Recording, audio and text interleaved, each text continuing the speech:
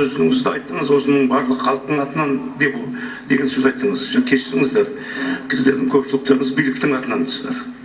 Халық басқа. Ана ертең мынау халыққа нені алаңға бүкіл елге жерге шыққалы тұрған халықты тоқтатуымыз керек. Мәселен, тоқтату үшін бір жөн шешім қабылдауымыз керек.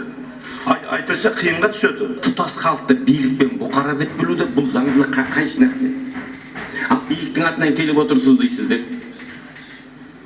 Биліктің атынан келіп отыр дейсіздер. Сонда халықтан қол үзген кезде, туған туысынан қол үзгенде сен адамшылықтан кетесің ғой. Ол қашанда өзі билік деген бұқараның арасынан қайнап шығатын, суға сиырдың етін салсаң, сиырдың сорпасы, қойдың етін салсаң, қойдың сорпасы, шошқаның етін салсаң, шошқаның сорпасы шығады.